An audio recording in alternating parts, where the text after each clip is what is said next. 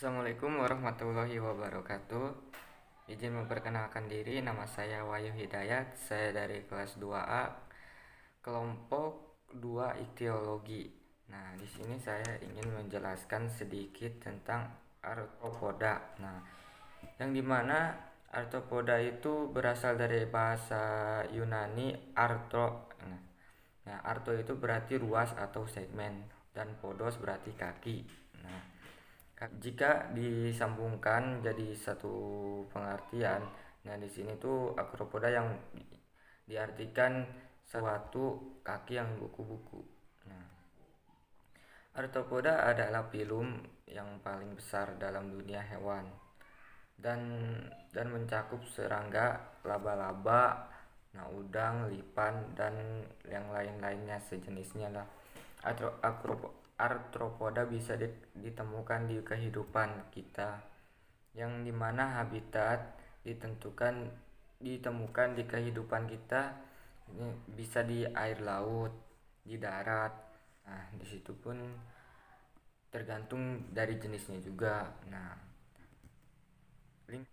Dan arthropoda itu ada yang dibagi menjadi dua bentuk, simbiosis dan parasit.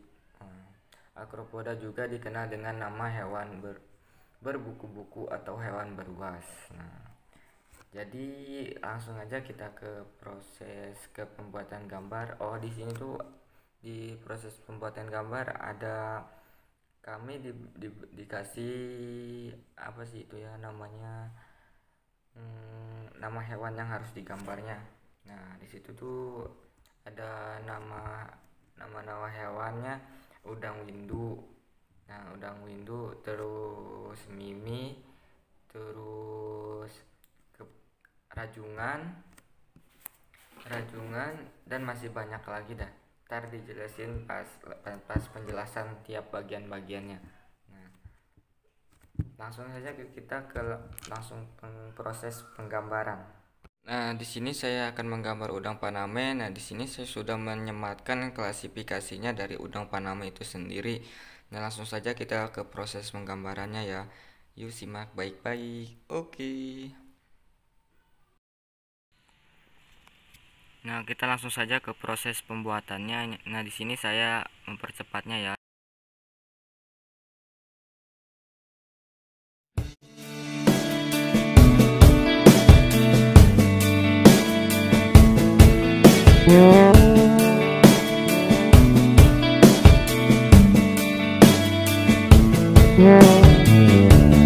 Ku terima suratmu, aku baca dan aku mengerti betapa merindunya dirimu akan hadirnya diriku di dalam hari-harimu bersama lagi.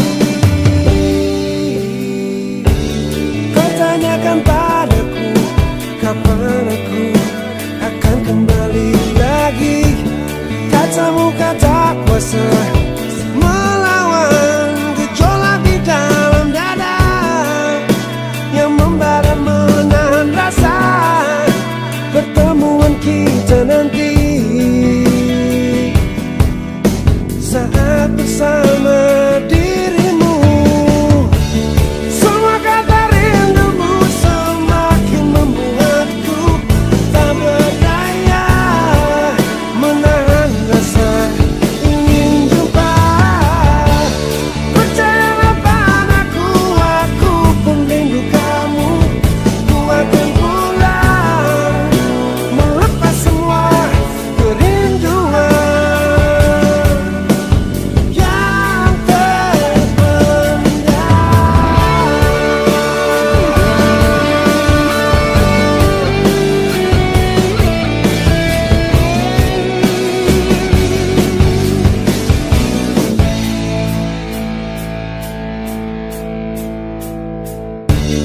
Kau tuliskan padaku kata cinta yang manis dalam suratmu.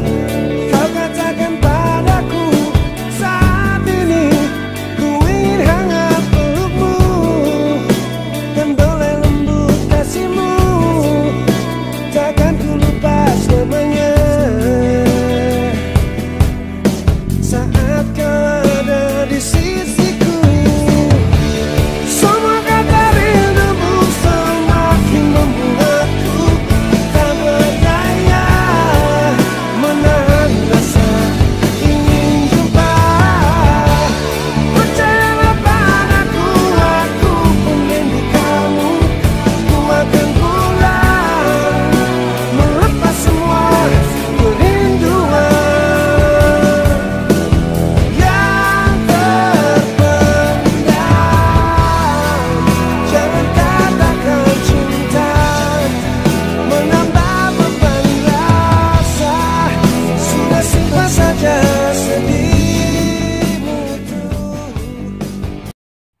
sini saya akan memberikan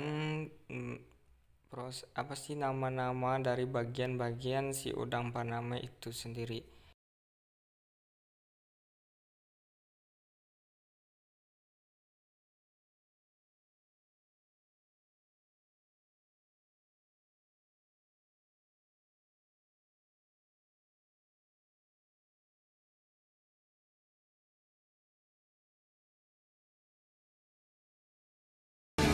Semua kata rindumu semakin membuatku tak berdaya menahan rasa ingin jumpa.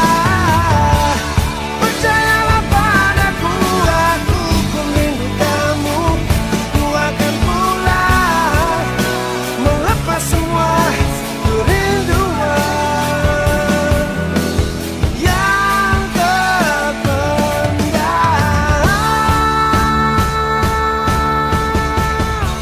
Semua kata rindumu semakin. Selanjutnya saya akan membuat bagian atas dari udang Paname itu sendiri. You know I'm gonna get you, yeah. Whatever it takes to get there. No, I won't drop you like everybody else does. Forget about your friends, they don't care where we go. If they do, we'll get lost in a crowd of people. I've been looking for you forever, baby. We go together, baby. We go, we go. In this crazy world of choices, I've only got a few. Either you're coming with me, or I'm coming with you. 'Cause I finally found you. You never have to worry if what I say is true. Girl, I've been looking for you, and when I saw you, I knew that I found. Nah, udah cuma segini ya gambaran dari proses penggambaran dari udang Paname. Nah, kalau sedikit agak jelek mohon dimaklum. Nah, ntar kita lanjut ke proses penjelasan dari tiap bagian-bagian si gambar tersebut ini. Nah, baik, di sini saya akan menjelaskan sedikit tentang morfologi dan habitat dari udang Paname, windu, dan udang ronggeng, mimi, dan lainnya. Nah, di sini saya udah ada gambarnya yang udah saya gambar di setiap awal ya di video sebelumnya. Nah, kita langsung saja ke habitat udang Paname. Udang Paname itu habitatnya di laut tropis dengan suhu air lebih dari 200 derajat Celcius. Nah, umumnya tubuh udang dapat dibagi menjadi dua bagian kepala dan bagian badan itu satu, dan bagian badan dan abdomen itu bagian yang kedua. Nah, di sini sampai sini nih di bagian pertama. Nah, dari sini ke ekor bagian kedua. Jelaskan gambar jelas. Nah, ini gambaran yang lebih jelasnya. Nah, selanjutnya ke udang ronggeng. Sini saya udah menggambar udang ronggeng, yang dimana habitat udang ronggeng itu sendiri di perairan karang, bebatuan, dan semacamnya lah. Kenapa dia ada di perairan karang? Karena itu adalah rumah baginya. Nah, di situ tuh tempat pencarian makanannya tuh di situ tersedia buat dia. Sedangkan dilihat dari segi morfologinya, secara fisik hewan ini memiliki berbagai keunikan. Salah satunya dari matanya. Matanya itu dapat berputar 360 derajat. Nah, begitu hebat kan? Mantap nih di matanya nih. Nah, terus kemudian lanjut ke mimi laut. Nah,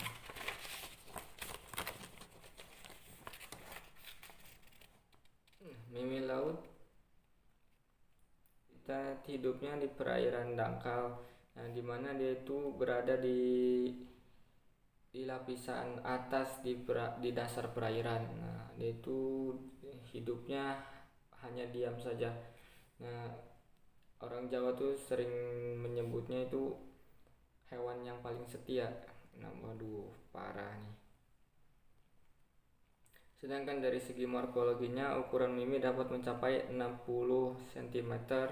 Warnanya yaitu coklat tua atau hijau kecoklatan, memiliki bentuk tubuh yang cembung. Kerap orang menyebutnya sebagai sepatu kuda. Nah, ini kan bentuk tubuhnya tuh aslinya itu gepeng. Ini kan digambar kan agak susah ya nebaknya kalau yang belum pernah lihat langsung. Nah, di sini sudah ada klasifikasinya. Nah, langsung kita lanjut ke yang rajungan. Nah, yang dimana habitat rajungan yaitu di pantai bersubstrat pasir, lumpur, dan sejenisnya. Pokoknya mah di habitatnya itu harus apa sih ya, mudah digali sama dia. Nah, dilihat mudah digali dan mudah ditempati sama dia. Nah selanjutnya dilihat dari segi morfologinya. Secara umum rajungan tubuhnya yaitu lebih ramping. Nah dia itu tubuhnya lebih ramping dengan capit yang lebih panjang dan memiliki berbagai warna pada kerapasnya. Nah ini tuh si capitnya ini, si rajungan ini tuh agak panjang. Nah apa sih, bukan nggak panjang ya, tapi kalau nggak besar dan pokoknya dia tuh nggak efektif lah ntar pas proses menangkap mangsanya. Nah kita lanjut ke yang selanjutnya yaitu kepiting bakau. Nah di sini tuh kepiting bakau.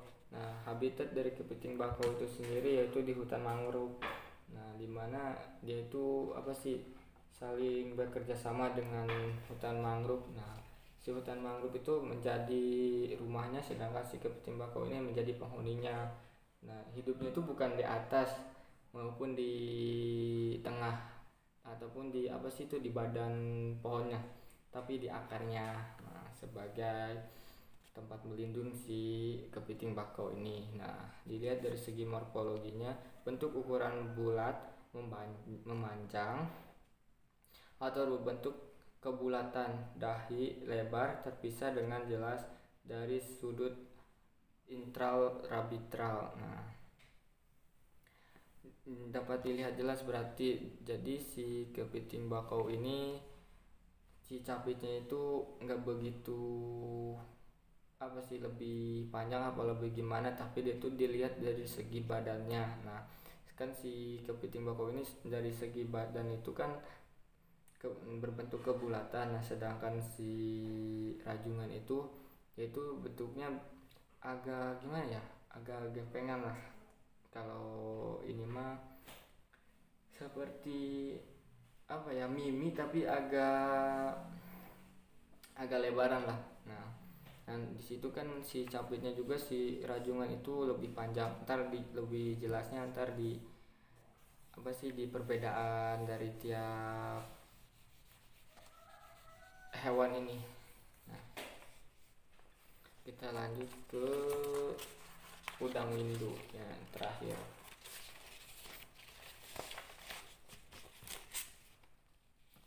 Nah udang windu tuh dilihat dari habitatnya, dia tuh hidup di permukaan dasar laut yang terdiri dari campuran lumpur dan pasir. Nah sedangkan dari segi morfologinya, dia di bagian depan disebut bagian kepala. Nah di sini nih sampai ke sini nih disebut kepala. Dia itu nyatu sama dada ya, bagian kepala sama dada. Nah di sini tuh cuma bagian tubuhnya doang sampai ke ekor. Nah mungkin itu ya penjelasan dari habitat dan morfologi. Nah kita langsung ke perbedaan dari tiap contoh hewan yang ada di sini. Nah, kita mulai dari udang dulu. Nah, udang di sini kan ada udang Paname, udang windu, udang ronggeng. Nah, kita bahas nih satu-satu. Nah, si udang yang perbedaan udang Paname sama udang ronggeng itu nah, dilihat dari bentuk tubuhnya. Nah, dilihat dari bentuk tubuhnya. Nah kan. Nah, jadi perbedaannya itu dilihat dari segi bentuk tubuhnya. Dari ketiga udang tadi itu otomatis pasti tidak sama dari segi tubuhnya. Nah, kita bisa lihat. Nah, si udang Paname itu bentuk tubuhnya dari kepala besar ke badan agak kecilan dan ke ekornya kecil. Nah, seperti semacam segitiga gitu kan. Nah, terus lanjut ke udang ronggeng. Nah, si udang ronggeng ini kan tuh dia itu kan dari kepala. Nah, dari kepala itu dia kecil ke bagian dada itu sama bagian badan tuh dia tuh malah mengecil. Nah, bukannya gimana ya, bukan seimbang itu apa gimana. Nah, sedangkan ke bagian ekornya tuh dia tuh membesar. Nah, di sini tuh membesar, nah di sini tuh mengecil, dan di sini agak besaran dikit, dan di sini tuh mengerucut gitu. Nah, jadi itu bentuknya seperti panah. Nah, sedangkan sama perbedaan dari udang windu.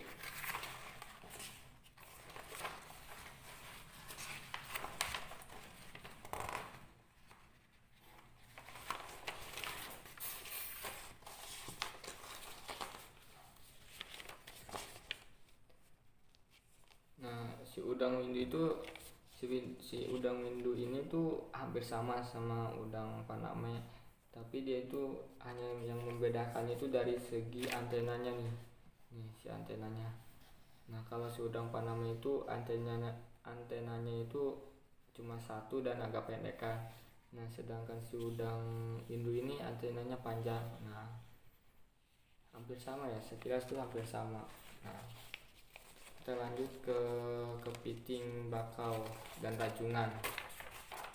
Perbedaan kepiting bakau ini dari segi tubuh juga bisa. Nah, dan dari bentuk tubuh si kepiting bakau ini agak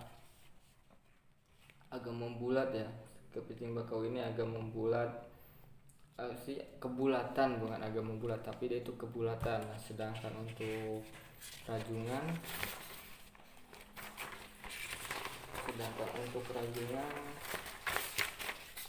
dia itu bentuknya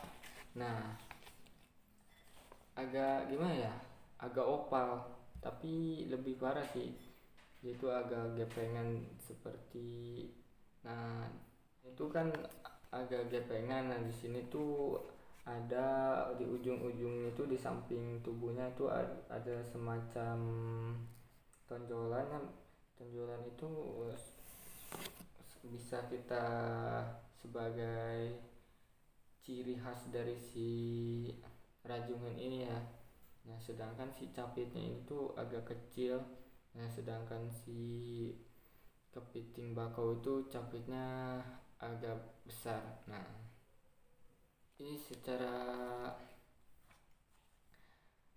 dilihat dari capitnya si rajungan ini lebih mengandalkan capitnya. Nah, yang dimana kan dari segi morfologinya tadi si capitnya itu lebih panjang dan memiliki berbagai warna. Nah, berarti kan dia itu lebih mengandalkan si capit kan daripada si kepiting bakau.